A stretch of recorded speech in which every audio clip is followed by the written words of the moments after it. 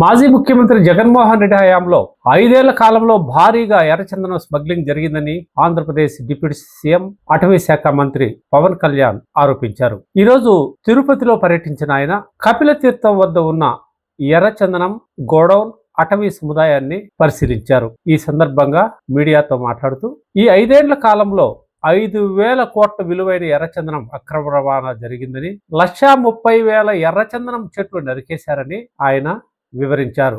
దేశవ్యాప్తంగా పట్టుబడుతున్న ఎర్రచందనం ఆంధ్రప్రదేశ్ నుంచే వెళ్తుందని డిప్యూటీ సీఎం ఈ సందర్భంగా చెప్పారు. మన పక్కనున్న నేపాల్లో సైతం శేషాచల అడవుల్లో పెరిగిన ఎర్రచందనం పట్టుబడిందని ఆయన వివరించారు. తిరుపతిలోని మంగళం ఎర్రచందనం గోడౌన్ ను తనిఖీ చేసిన డిప్యూటీ సీఎం గ్రేడ్ల వారీగా ఎర్రచందనం వివరాలను అధికారులను అడిగి తెలుసుకున్నారు. ఎర్రచందనం అరికట్టేందుకు తీసుకోవాల్సిన చర్యలపై ఉన్నతాధికారులతో ఆయన సమీక్షించారు. స్మగ్లింగ్ ను అరికట్టేందుకు అందరూ సంయుక్తంగా పని చేయాలని ఆయన కోరారు. తాము అధికారంలోకి రాగానే ఎర్రచందనం స్మగ్లింగ్ నిరోధించడానికి టాస్క్ ఫోర్స్ ఏర్పాటు చేసినట్లు కూడా డిప్యూటీ సీఎం పవన్ కళ్యాణ్ ఈ సందర్భంగా తెలియజేశారు. ఎర్రచందనం స్మగ్లింగ్ అరికట్టేందుకు ఏపీ కర్ణాటక మధ్య ఒప్పందం అవసరం ఉందని ఈ సందర్భంగా ఆయన తెలిపారు. ఏ రాష్ట్రంలో ఎర్రచందనం పట్టుబడినా దానిని మనకే అప్పగించేలా ఒప్పందం ఉండాలని పవన్ కళ్యాణ్ కోరారు. అంతకుముందు తిరుపతిలోని మామండూరు అటవీ ప్రాంతంలో ఉన్నతాధికారులతో కలిసి పవన్ కళ్యాణ్ పర్యటించారు. తిరుపతి కొండల్లో మాత్రమే పెరిగే అరుదైన వృక్ష జాతి ఎర్రచందనం,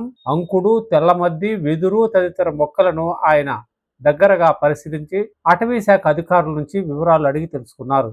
నేపియర్ రిజర్వ్ ఫారెస్ట్ వద్ద ఉన్న వాచ్ టవర్ నుంచి అటవీ ప్రాంతాన్ని బైనాకులర్స్ తో ఆయన పరిశీలించారు. ఎర్రచందనం స్మగ్లింగ్ నిరోధించేందుకు చేపడుతున్న చర్యలు, ఏర్పాటు చేసిన టాస్క్ ఫోర్స్, అటవీ శాఖ సిబ్బంది చేపడుతున్న కూంబింగ్ వివరాలను ఉన్నతాధికారులు డిప్యూటీ సీఎం కు వివరించారు. ఈ సందర్భంగా పవన్ కళ్యాణ్ మొక్కలు నాటి అధికారులతో పాటు అడవుల్లో పర్యటించడం విశేషం.